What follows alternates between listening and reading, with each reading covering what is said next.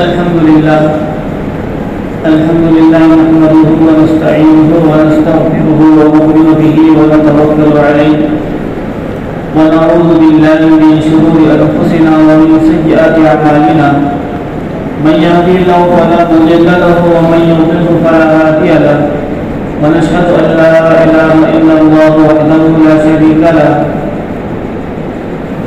ونشهد أن سيدنا ومولانا محمدا عبده ورسوله أما بعد فقد قال الله تبارك وتعالى في القرآن المجيد الفرقان الحميد فأعوذ بالله من الشيطان الرجيم بسم الله الرحمن الرحيم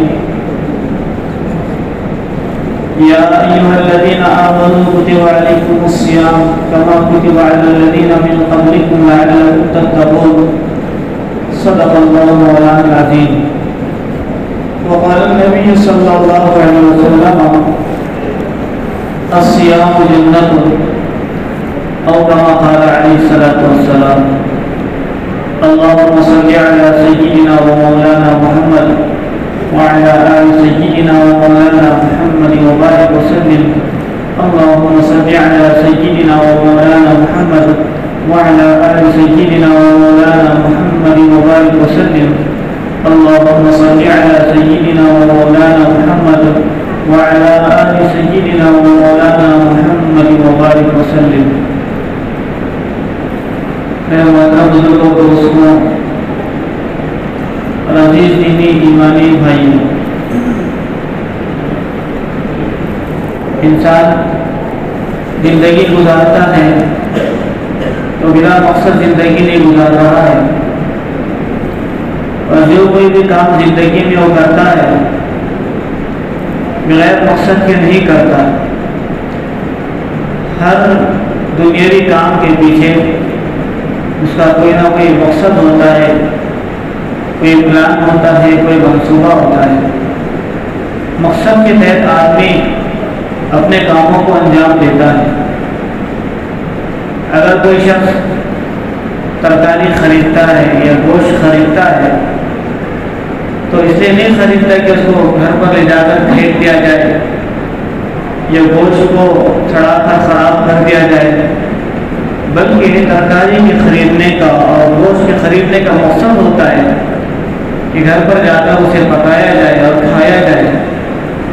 ایسے ہی گھر میں مستورات چولہا سلگاتی ہے یا گیس چالو کرتی ہے تو بلا مقصد چالو نہیں کرتی اور ایسے ہی اس کو چھوڑ نہیں دیتی، بلکہ چولہے کے سلگانے کا ایک مقصد ہوتا ہے کہ اس پر کوئی چیز رکھی جائے اور اس میں کسی چیز کو پکایا جائے اور کھایا جائے.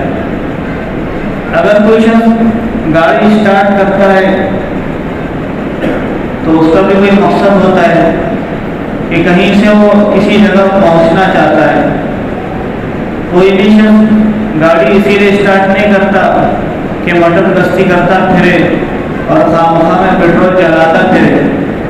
کسی نہ کسی مقصد کے تحت انسان کوئی نہ کوئی کام کو انجام دیتا ہے.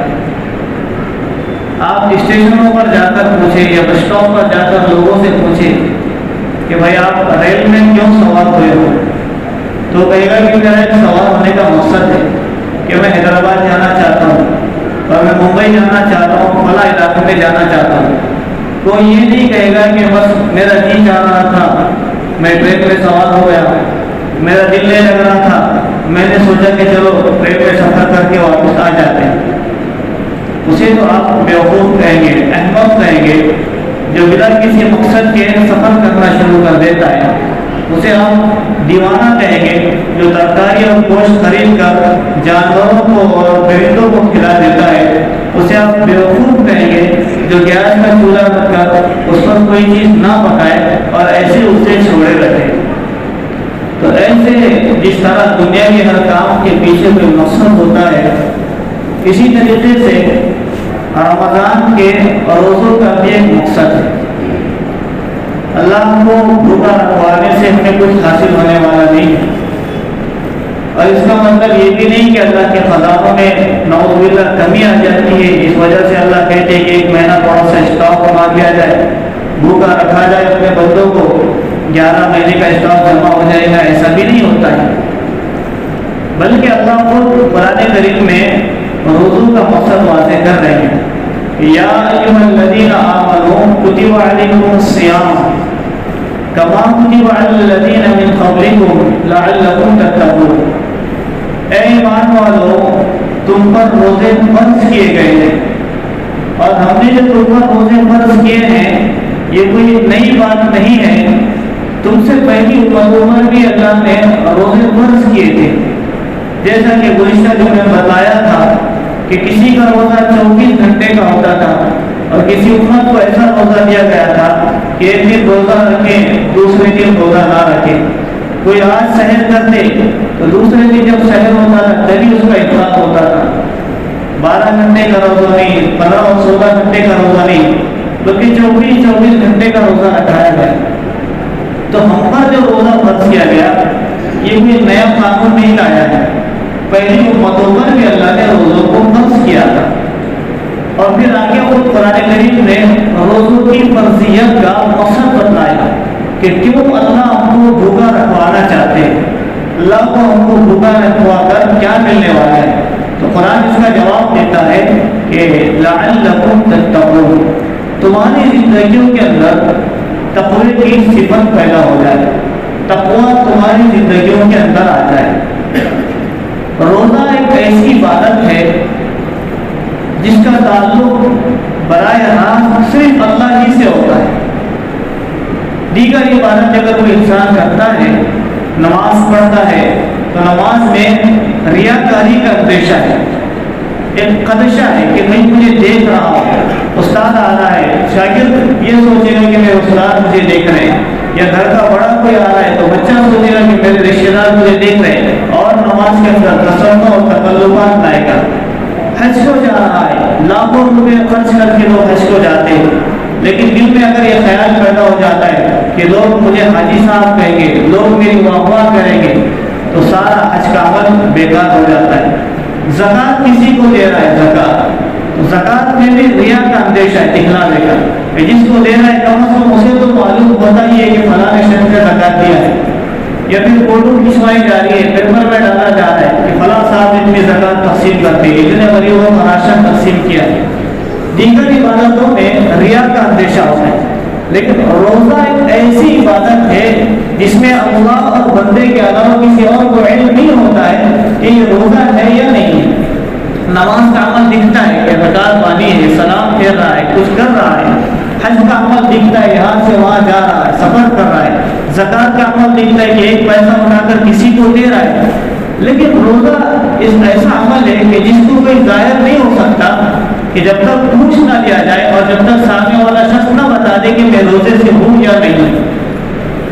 اتنا اخلاص والا عمل کہ سخت گرمی کا موسم ہے، شدت کی پیاس لگی ہوتی ہے، گھر میں کوئی نہیں ہے، نہ ماں ہے، نہ والدہ ہے، نہ بیوی ہے، نہ بچے، اکیلا گھر میں بیٹھا ہوا ہے، اور فریج کے اندر ٹھنڈا پانی رکھا ہوا ہے۔ جی چاہتا ہے کہ ایک بوتل اپنے حلق سے نیچے اتار دو، یا دن میں 3 مرتبہ روزے کے حلق میں وضو کرتا ہے اور ٹھنڈا پانی حلق کے قریب چلا جاتا ہے۔ اللہ کے علاوہ اور اس کے علاوہ کوئی نہیں جانتا کہ ایک قطرہ اگر نیچے اتار دے تو کسی نہیں پتا چلے گا کہ اس نے روزے کے حلق میں پانی پیا ہے یا نہیں پیا ہے۔ لیکن ایک چیز اسے روکے ہوئے ہوتی ہے، وہ اللہ کا خوف ہوتا ہے اور اللہ کا ڈر ہوتا ہے کہ اس ڈر کی وجہ سے کوئی ایک قطرہ پانی کا اپنے حلق میں نہیں اتارتا۔ بند کمرے کے اندر ٹھنڈا فریج کا پانی سامنے ہوتا ہے، لیکن اس ڈر کی وجہ سے کہ میرا اللہ مجھے دیکھ رہا ہے، اس وجہ سے اس پانی کے ایک قطرے کو اور ایک گھونٹ بھی پانی کا پینا گوارا نہیں کرتا۔ اسی کا نام تقویٰ ہے۔ یہ روزہ خالص اللہ کے لیے عبادت کی جانے والی عبادت ہے۔ میرے عزیز ساتھیوں، روزے کا مقصد ہے تقویٰ، اور قرآن کریم کو آپ اٹھا کر دیکھیں، انبیاء کی دعوت اور ان کے مشن کو اٹھا کر دیکھیں، ہر نبی نے تقوی کی دعوت دی ہے۔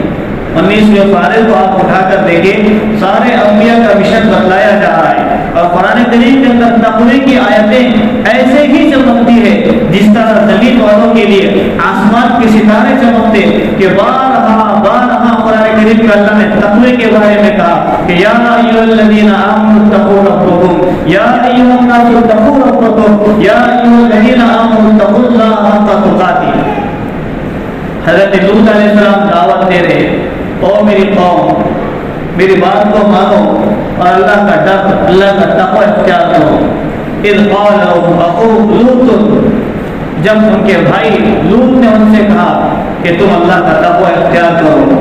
اذ قال اخوہ صالح یا قوم انی لکم نذیر مبین، حضرت صالح علیہ السلام کے قوم کو دعوت دے رہے کہ آ جاؤ اللہ کے ڈر کی طرف، اللہ کے تقوی کی طرف۔ حضرت نوح علیہ السلام اپنی قوم کو دعوت دے رہے تو ان کی دعوت میں بھی جو مرکزی مضمون ملے گا وہ تقوی ہے۔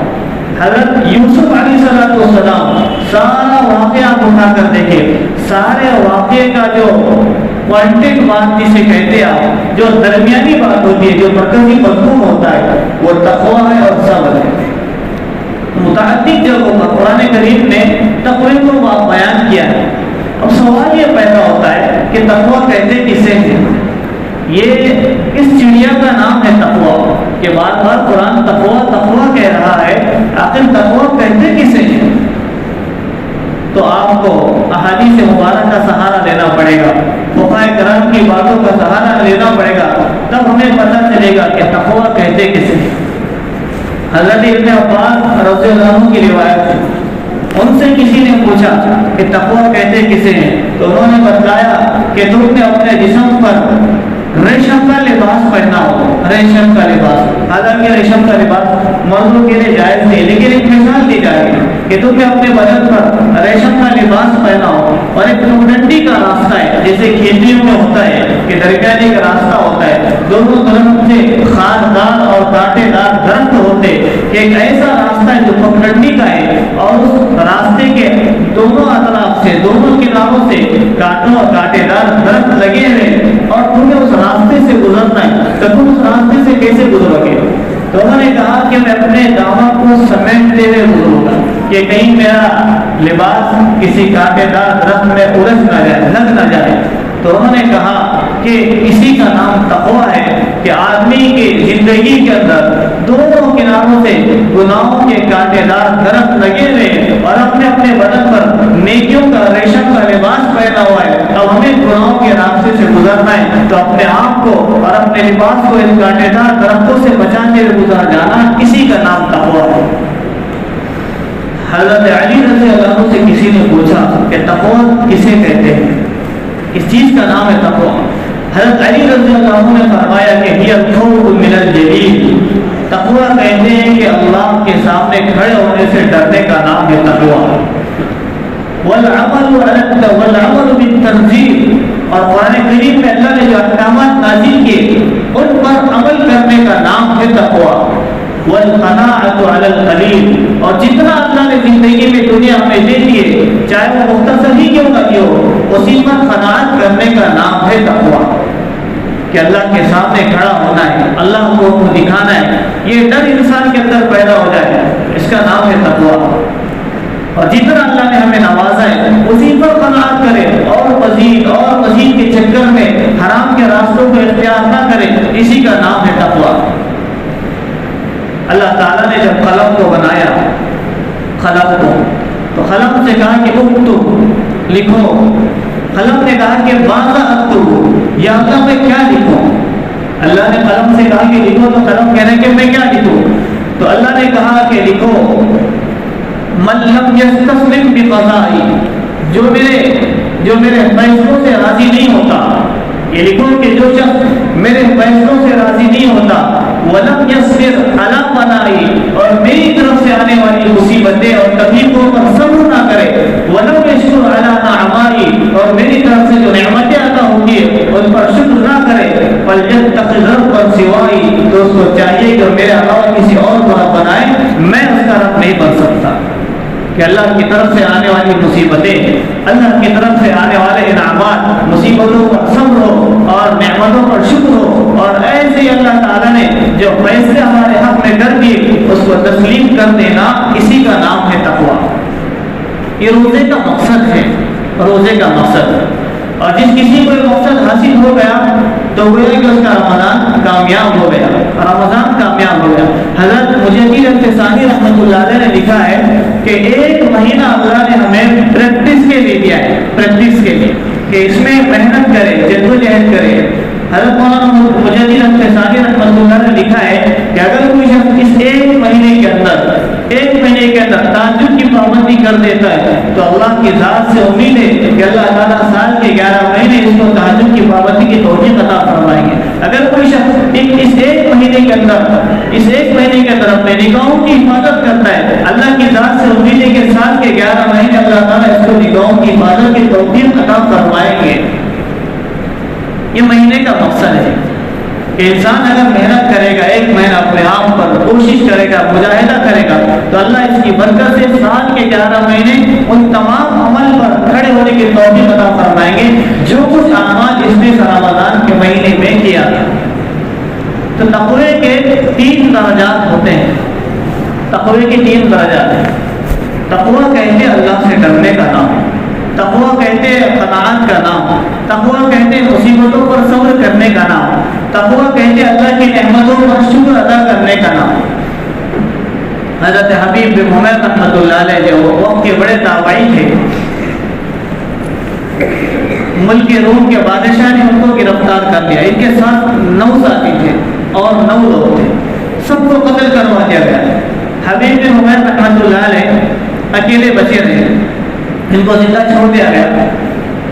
تو بادشاہ نے دیکھا کہ بڑا ایمان کا پکا نظر آ رہا ہے اور پختگی اس کی ایمان میں نظر آ رہی ہے، چلو اس کے ایمان کو جانچتے، اس کے ایمان کو پرکھتے۔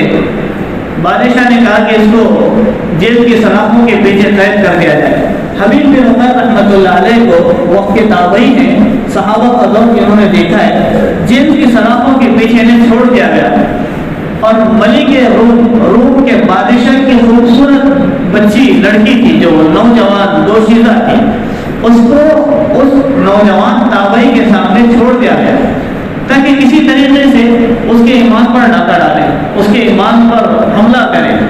اور حبیب بن عمر رحمۃ اللہ علیہ اکیلا نوجوان اس جیل کی سلاخوں کے پیچھے رات کے وقت میں یہ خوبصورت دوشیزہ نوجوان لڑکی آئی اور اس نے پوری طریقے سے کوشش کر لی کہ کسی طریقے سے حبیب بن عمر اس کی طرف کوئی نگاہ اٹھا کر دیکھ لے۔ 1-2 گھنٹے کی بات نہیں میرے جیسا تھی، 1 دن کی بات نہیں ہے۔ خدا کی قسم اگر میں اور آپ ہوتے تو کسی وقت ہمارا دل پھسل جاتا اور ہم کب کا گناہ میں مبتلا ہو جاتے اور اپنے منہ کو کالا کر بیٹھتے۔ حبیب بن عمر رحمۃ اللہ علیہ وہ پتھر کی طرح نیچے نظر جھکائے بیٹھے ہوئے۔ 1 دن گزرا، 1 رات گزری، دوسرا دن گزرا، دوسری رات گزری، تیسرا دن گیا، تیسری پوری رات گزر گئی۔ 3 دن اور 3 راتیں ہونے کے بعد بچی نے دروازے کو کھولا اور پیر پٹک کر اپنے باپ کے دربار میں پہنچی اور باپ سے کہنے لگی کہ یا ابی الی این ارسلتنی ام حجر الی حلیب، یا ابا، او میرے ابا جان، تم نے مجھے کس کے پاس بھیج دیا؟ وہ پتھر نہیں ہے، وہ لوہے کی چٹان ہے، لوہے کی چٹان۔ میں 3 دن سے کوشش کر رہی ہوں کہ وہ مجھے کسی طرح ایک نگاہ اٹھا کر دیکھ لے، لیکن کیا وجہ ہے کہ وہ ایک نظر میری طرف ڈال دے، ایک نظر۔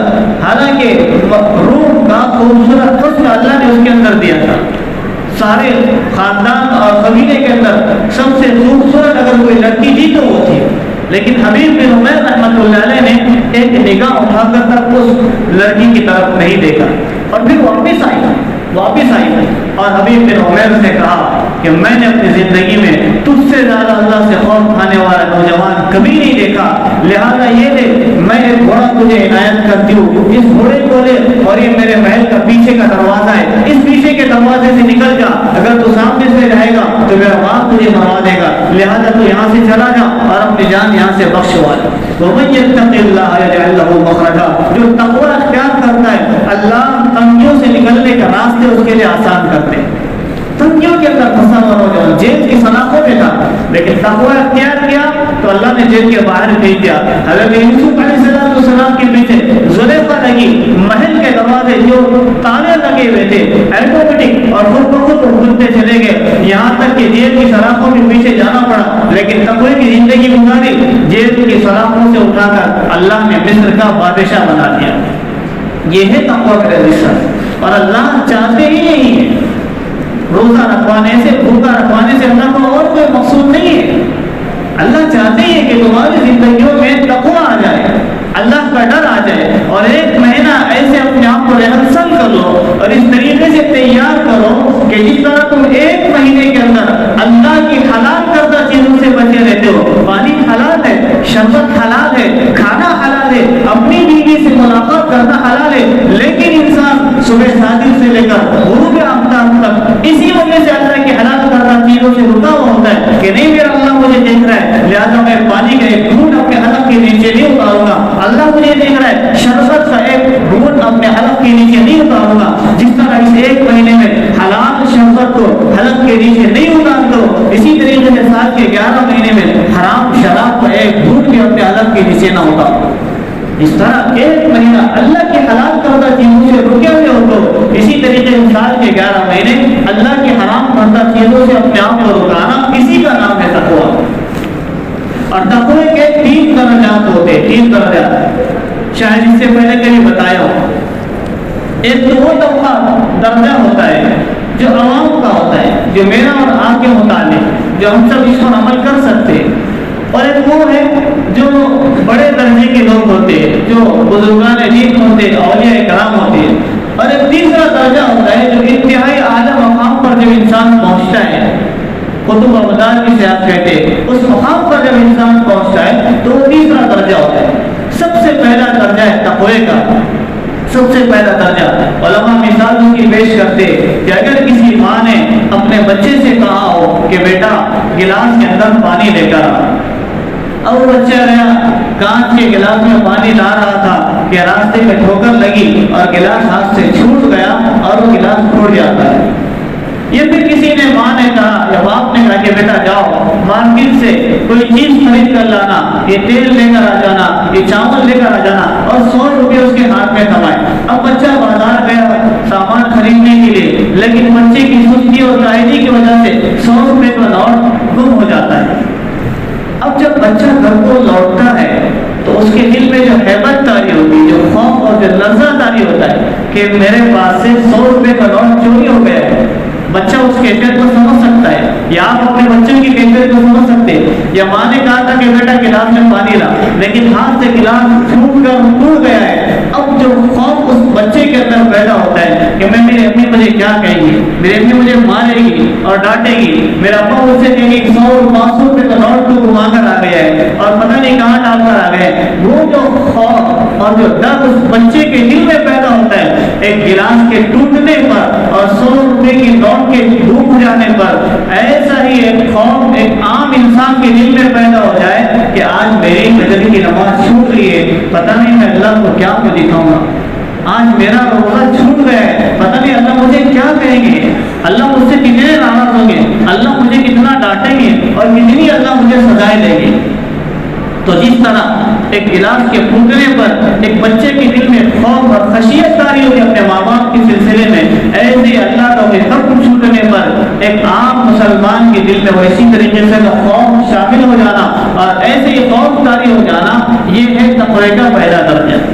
اور شاید ہی کسی انسان کے دل میں اس وقت پیدا ہوتا ہو، میں کسی کی نماز چھوٹ جائے تو کیا ایسا دل میں خوف آتا ہے کہ میں اللہ کو اپنے کیا کو دکھاؤں گا، میرا روزہ چھوٹ رہا ہے، کہ کسی کے دل میں خوف پیدا ہوتا ہے کہ میں اللہ کو کیا کو دکھاؤں گا، میں اپنی زبان سے جھوٹ کہہ رہا ہوں، میں اپنے ہاتھوں سے چوری کر رہا ہوں، اپنے نگاہوں کی مدد نہیں کر رہا ہوں، تو کیا اللہ کے حقوق کے ٹوٹنے پر اس طریقے کے ہمارے دل میں خوف اور خشیت پیدا ہوتی ہے یا نہیں؟ اگر ہوتی ہے تو سمجھے کہ ہم تقوی کے پہلے زینے پر قدم رکھ چکے ہیں، پہلا درجے پر ہم شمار ہو چکے ہیں۔ اور اگر نہیں ہوتی تو یہ سمجھنے کہ تقوی ہماری زندگیوں سے کوسوں کو رہے، ابھی تقوی ہماری زندگیوں میں آیا نہیں، 50 سال 60 سال 70 سال 40 سال سے زندگی بھر کے روزے رکھ رہے، لیکن اگر ایسی کیفیت نہیں ہو رہی ہے پیدا تو یہ سمجھتے کہ 60 اور 70 سال کے روزے ہمارے بیکار چلے گئے، کیونکہ کیفیت پیدا ہی نہیں۔ اور اللہ مقصد بتا رہے تقوی، روزہ رکھوانے کا مقصد ہے کہ تمہاری زندگی میں تقوی آ جائے، اور تقوی کا پہلا درجہ اسے کہتے ہیں کہ کوئی عمل چھوٹ جائے تو انسان کے دل میں خوف ہو جائے کہ میں اللہ کو کیا بولتا ہوں۔ اور دوسرا درجہ آتا ہے تقوی کا دوسرا درجہ جو بڑے اولیاء ہوتے ہیں، فقہا ہوتے ہیں، ان حضرات کا ہوتا ہے کہ کسی عمل کے چھوڑنے پر بلکہ ساری زندگی نیکی میں گزارنے کے باوجود بھی وہ اللہ سے کہتے کہ اللہ میرا عمل اس قابل تو نہیں ہے کہ میں تم سے جنت طلب کروں، لیکن اتنی درخواست ضرور کرتا ہوں کہ جہنم کی آگ سے مجھے بچا لینا۔ ایک صحابی رسول صلی اللہ علیہ وسلم عشاء کی نماز کے بعد سے فجر کی نماز تک اللہ کی عبادت میں مشغول رہے، عبادت کے اندر نفلوں کے اندر تلاوت میں مشغول رہے، اور صبح جب تلاوت کرنے کے بعد ہاتھ اٹھا کر دعا کرنے لگے تو کہہ رہے کہ یا اللہ میرا منہ تو اس قابل نہیں ہے کہ میں تم سے جنت کی طلب کروں، اتنی درخواست ضرور کرتا ہوں کہ جہنم سے مجھے بچا دینا۔ جن کے بارے میں رضی اللہ عنہم ورضوا عنہ کہا گیا کہ اللہ ان سے راضی ہو گیا اور یہ اللہ سے راضی ہو گئے، ان کی صورتحال ہے کہ رات میں عبادت کے بعد ڈر رہے اور ہم کچھ نہیں کر کے بھی اللہ سے کہتے کہ اللہ ہمیں جنت الفردوس عطا فرما۔ کس منہ سے ہم اللہ سے جنت الفردوس کی طلب کرتے ہیں؟ تو دوسرا درجہ ہے تقوی کا۔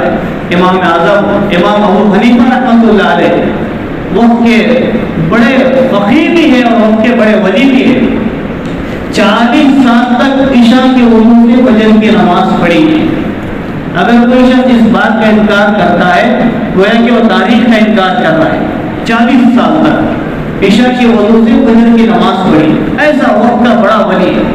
اور 52 حج کے 52 حج، اور کئی حج تو ایسے کیے کہ گھر سے لے کر بیت اللہ تک پیدل گئے اور پیدل آئے، پیدل گئے۔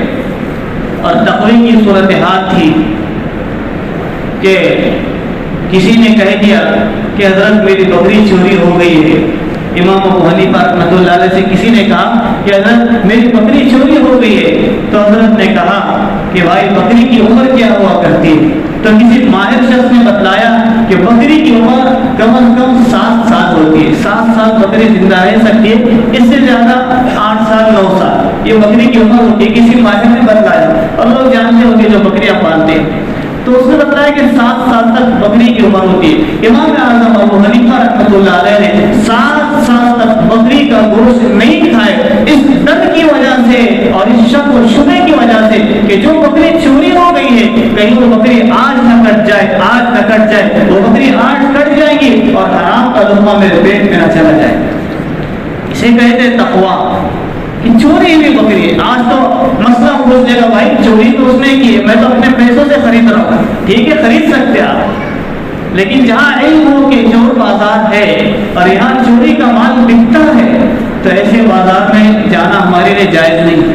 بعض ایسے مارکیٹ ہوتے ہیں علاقوں میں، شہروں میں کہ چور بازار کے نام سے مشہور ہوتے ہیں، جب مشہور ہی ہے چور بازار کے نام سے تو آپ ایسے مارکیٹ سے کوئی چیز لینا جائز نہیں ہے۔ ہاں بھائی کوئی لاٹ کا مال ہے، کوئی بکا ہوا مال ہے، سیکنڈ ہینڈ مال جسے آپ کہتے ہیں، اگر وہ بکتا ہے تو کوئی حرج کی بات نہیں ہے، لیکن بکا چوری کا مال اگر جہاں ملتا ہے اس بات کی آپ کو اطلاع ہو تو وہاں سے خریدنا جائز ہے۔ اور یہ امام اعظم ابو حنیفہ رحمۃ اللہ علیہ کہ شک کی وجہ سے 7 سال تک خرید کر بھی گوشت نہیں کھا رہے کہ چوری ہوئی بکری آج کٹ نہ جائے اور حرام لقمہ میرے پیٹ میں نہ چلا جائے۔ تو 52 حج کی امام اعظم ابو حنیفہ رحمۃ اللہ علیہ، اور پھر کعبۃ اللہ کا طواف کیا، کعبۃ اللہ کا چکر لگائے۔ کعبۃ اللہ کا طواف کرنے کے بعد 2 رکعت نماز پڑھی جاتی ہے۔ طواف کعبہ کے بعد کعبۃ اللہ کے نماز کے بعد 2 رکعت نماز پڑھی اور ان 2 رکعت کے اندر مکمل قرآن کریم پڑھا، 2 رکعت پورا قرآن کریم پڑھا۔ حتیم کے سامنے ٹھہر کر نماز پڑھ رہے اور 2 رکعت نماز میں پورا قرآن پڑھ رہے۔ آج تو میری اور آپ کی نمازوں کی صورتحال ہے کہ پہلی رکعت میں انا اعطینا اور دوسری رکعت میں قل اللہ احد، اور کیا پڑھا کیا نہیں پڑھا اسی بھی علم نہیں ہوتا ہے۔ یہاں تک کہ بعض احباب کی صورتحال ہوتی ہے کہ امام صاحب نے پہلی رکعت میں کیا پڑھا، اگر پوچھ دیا جائے تو بوکھلا جائیں گے کہ پتہ نہیں پہلی رکعت میں کیا پڑھا اور دوسری رکعت میں کیا پڑھا ہے۔ یہ ہماری نمازوں کی صورتحال ہے۔ اور وہاں یہ کہ 2 رکعت میں پورا قرآن پڑھ رہے ہیں اور پھر کعبۃ اللہ سے لپٹ کر دعا کر رہے ہیں، ملتزم کو پکڑ کر دعا کر رہے حجر اسود کے سامنے کہ یا اللہ ما عبدناک حق عبادتک وما قدرناک حق قدرک، کہ اے اللہ امام ابو حنیفہ نے جیسی تمہاری عبادت کا حق تھا اس طریقے سے حق ادا نہیں کیا، لہٰذا مجھے معاف کرے۔ اتنا کرنے کے بعد بھی اللہ سے گزارش کر رہے کہ وما قدرناک حق قدرک، یا اللہ جیسے آپ کی قدر کرنی تھی ابو حنیفہ نے ویسے قدر نہیں کی، یا اللہ مجھے معاف فرما دے۔ آج ہم معمولی سے معمولی عمل پر ایک اکڑتے ہیں، اتراتے ہیں، اوہو میں نے تو فلاں لوگوں کو صدقہ دے دیا ہے، میں نے تو فلاں گھر تعمیر کر دیا ہے، اور میں نے فلاں مدرسے کی اتنی مدد کی ہے، لہٰذا میرا کیا نہیں آخرت میں انجام ہوگا۔ اور یہ لوگ ہیں اتنا کرنے کے بعد بھی ڈرتے ہیں۔ تو یہ ہے تقوی کا دوسرا درجہ کہ آدمی اتنا کرنے کے بعد بھی ڈرتا رہے کہ کہیں میرے عمل اللہ تعالیٰ منہ پر پھینک کر نہ مجھے مار دے، کہیں اللہ ہماری تراجی کو منہ پر پھینک کر نہ مار دے، کہیں ہمارے اعمال کو، ہمارے روزوں کو، ہمارے ذکر اور اذکار کو اللہ تعالیٰ ہمارے منہ پر پھینک کر نہ مار دے۔ آدمی ڈرتا رہے۔ اور ایک تیسرا درجہ آتا ہے تقوی کا، جو بڑے مقام پر پہنچنے کے بعد آتا ہے، جو عالی مقام پر پہنچنے کے بعد ملتا ہے۔ قریب ہی میں نے آپ حضرات کے سامنے اس واقعے کو رکھا تھا۔ حضرت ابو عبداللہ اندلسی رحمۃ اللہ علیہ، شاید آپ نے ابھی سنا ہوگا کہ تقوی کا تیسرا درجہ ہوتا ہے۔ ابو عبداللہ اندلسی رحمۃ اللہ علیہ سفر کر رہے تھے، اور اتنے بڑے وقت کے ولی تھے اور وقت کے بڑے پیر تھے کہ ہزاروں کے شاگرد ان کے ساتھ چلا کرتے تھے۔ علامہ شبلی رحمۃ اللہ علیہ جیسے بڑے وقت کے علامہ ان کے سامنے زانوے تلفظ ہوا کرتی تھے تو زانو بیٹھا کرتے تھے۔ ابو عبداللہ اندلسی رحمۃ اللہ علیہ اپنے حواریین کو لے کر، اپنے مریدین کو ساتھ لے کر چل رہے ہیں۔ راستے میں کسی عیسائی خوبصورت لڑکی پر نگاہ پڑ جاتی، عیسائی خوبصورت لڑکی پر نگاہ پڑ گئی اور اس کے عاشق ہو گئے، فریفتہ ہو گئے، اس کے گھر پر گئے اور ان سے کہا کہ میں تمہاری لڑکی سے شادی کرنا چاہتا ہوں۔ انہوں نے کہا کہ ٹھیک ہے، اگر ہماری لڑکی سے شادی کرنا چاہتے ہو تو چند کام ہیں جو تمہیں کرنے پڑیں گے، یہ شرطیں ہیں۔ کہا کہ کیا شرطیں؟ کہا کہ سب سے پہلی شرط یہ کہ شراب تمہیں پینی پڑے گی۔ کہا کہ راضی ہوں اس بات پر، قبول ہے مجھے۔ دوسری شرط ہے، کیونکہ اس سے پہلے جب وہ سفر کر رہے تھے تو انہوں نے دیکھا کہ کچھ لوگ عیسائی جو ہے وہ خنزیر چرا رہے تھے، خنزیر جیسے بکریاں چراتے لوگ، عیسائی لوگ خنزیر چرا رہے تھے۔ ان کے اس خنزیر چراتے وقت ان کی نگاہ ان خنزیر چرانے والوں پر پڑی، اور نگاہ پڑتے ایسے کہا کیسے لوگ، یہ بات دل میں آئی، کیسے لوگ خنزیر چلاتے، افسوس ہے ان پر۔ حقارت کی نگاہ سے دیکھا، حقارت کی نگاہ سے دیکھا، اپنی عبادت پر فخر آ گیا تھا، اپنی ریاضت پر گھمڑ آ گیا تھا، وہ حقارت کی نگاہ ڈالی، اللہ نے فوراً پکڑ فرمائی۔ جتنے بڑے مقام پر آدمی ہوتا ہے، معمولی سی غلطی پر اللہ گرفت کر دیتے ہیں۔ اپنی عبادتوں پر گھمڑ آ گیا، تھوڑا سا تکبر آ گیا تھا، اور یوں کہا کہ کیسے لوگ ہیں جو خنزیر چراتے، شراب پیتے۔ فوراً گرفت ہوئی، آگے جانے کے بعد عیسائی لڑکی کے فریفتہ ہو گئے اور اس کے عاشق ہو گئے، اور کہا کہ میں تجھ سے شادی کرنا چاہتا ہوں۔ انہوں نے کہا کہ اگر آپ اس سے شادی کرنا چاہتے ہو تو ہماری شرط ہے کہ پہلی شرط یہ ہے کہ تمہیں شراب پینا پڑے گا۔ کہا کہ منظور ہے، قبول ہے۔ کہا کہ سور کا گوشت کھانا پڑے گا۔ کہا کہ قبول ہے۔ اور تیسری شرط ہے کہ ہمارے جو سور ہے انہیں تمہیں چرانا پڑے گا۔ اور جس لکڑی سے ممبر پر کھڑے ہو کر خطبہ دیا کرتے تھے، آج اسی لکڑی سے سوروں کو ہانکنے پر اللہ نے مجبور کر دیا تھا۔ اسی لکڑی سے سور کو ہانک رہے، خنزیر چرا رہے۔ آگے چلتے چلے گئے، مریدوں نے کہا کہ حضرت یہ کیا کر رہے ہو، آپ پر اللہ نے اتنا بڑا انعام فرمایا ہے اور ایسی زندگی کو چھوڑ کر کیسی زندگی کو اختیار کر رہے ہو؟ کہا کہ نہیں، میں تو اس سے شادی کرنا چاہتا ہوں، تم یہاں سے سب چلے جاؤ۔ وہ سارے مریدین چلے گئے۔ انتہائی بلا کے حافظ قرآن تھے اور حافظ حدیث تھے۔ 1,00,000 احادیث انہیں آتی ہے، 1,00,000 احادیث روایت کے ساتھ، سند کے ساتھ۔ شاگردوں میں سے علامہ شبلی پہنچے، چند دن کے بعد ملاقات ہوئی، دیکھا کہ درخت کے سائے کے نیچے بیٹھے ہوئے ہیں اور سور پاس میں کھڑے ہوئے، خنزیر کھڑے ہوئے اور ہاتھ پہ ڈنڈا ہے۔ کسی نے، علامہ شبلی نے کہا کہ حضرت یہ کیسی مفلسی کی زندگی گزار رہے ہو، چلو اللہ کی طرف لوٹ کر آؤ، دوبارہ توبہ کرو، اللہ بڑا غفور رحیم ہے، اللہ معاف کرنے والے، لہذا واپس لوٹ کر چلے آ جاؤ۔ آپ حافظ قرآن تھے، آپ حافظ حدیث سے، پتہ نہیں آپ ایسی کیسی زندگی گزار رہے۔ کہا کہ حضرت کچھ قرآن کریم کی آیت وغیرہ یاد ہے بھی یا نہیں ہے، حدیث مبارکہ میں کوئی حدیث کا ٹکڑا یاد ہے یا نہیں؟ تو کہا کہ میں سارا قرآن بھول چکا ہوں، سارا قرآن بھول چکا ہوں اور ساری حدیثیں مجھ سے بھلا دی گئی ہے۔ قرآن کریم کی صرف ایک آیت مجھے یاد ہے اور حدیث مبارکہ کی 1,00,000 احادیث کے ذخیروں میں سے صرف ایک حدیث کا ٹکڑا مجھے یاد رہا۔ کہا کہ اگر سنائیے تو صحیح کیا یاد ہے آپ کو؟ کہا کہ من یضلل اللہ فلا ہادی لہ. قرآن کریم کی آیت مجھے یاد رہی کہ جس کو اللہ گمراہ کر دیتا ہے اس کو دنیا کی کوئی طاقت ہدایت نہیں دے سکتی. اور ایک حدیث کا ٹکڑا مجھے یاد رہا کہ من بدل دینہ فاقتلوہ، جو اپنے دین کو تبدیل کر دیتا ہے تو اس کو زندہ رہنے کا کوئی حق نہیں ہے، اس کا سر قلم کر دیا جانا چاہیے، اس کو قتل کر دیا جانا چاہیے. یہ دو ٹکڑے مجھے یاد ہیں. کیا کہ حضرت آئے توبہ کرے، دوبارہ اللہ کی بارگاہ میں توبہ کی، روئے گڑ گڑائے، اور پھر وہ مقام اللہ نے دوبارہ عنایت فرمایا کہ وہ دوبارہ حافظ قرآن بنے اور پھر دوبارہ حافظ حدیث بھی بنے. تو میرے عزیز ساتھیوں، یہ ہے تقوی کا اعلیٰ درجہ، بڑا مقام، جس سے ہم ابھی بہت کوسوں دور ہیں. ایک تو وہ ہے کہ گناہ پر دل میں کھٹک پیدا ہو جائے کہ کسی عمل کے چھوٹنے پر دل تڑپ اٹھے کہ اللہ کو کیا وہ دکھاؤں گا. یہ ہوتا ہے تقوی کا پہلا درجہ. اور اللہ ہمیں یہی اگر درجہ عطا فرما دے تو ہماری نجات کے لیے کافی ہے. اور رمضان کے روزے رکھوانے کا مقصد ہی یہی ہے. یا ایھا الذین آمنوا کتب علیکم الصیام، اے ایمان والو تم پر روزے فرض کیے گئے، کما کتب علی الذین من قبلکم، جیسا کہ تم سے پہلی امتوں پر بھی اللہ نے روزوں کو فرض کیا تھا. اور روزوں کے فرض کرنے کا مقصد لعلکم تتقون، تمہاری زندگیوں کے اندر تقوی آ جائے، اللہ کا خوف آ جائے، اللہ کا ڈر آ جائے. اگر یہ کیفیت پیدا ہو جاتی ہے تو خدا کی قسم ہماری عبادتیں، ہماری ریاضتیں، ہمارے روزے، ہمارے صدقے اللہ کی بارگاہ میں کامیاب ہے، قابل قبول ہے. اگر یہ کیفیت نہ پیدا ہوتی ہے تو سوائے بھوکا رہنے کے ہمیں اور کچھ نہیں ملتا ہے. کہنے والا بھی عمل کا محتاج ہے، سننے والے بھی عمل کے محتاج ہے. اللہ تعالیٰ ہم سب کو کہنے اور سننے سے زیادہ عمل کی توفیق عطا فرمائے. آمین. وآخر دعوانا ان الحمد للہ رب العالمین.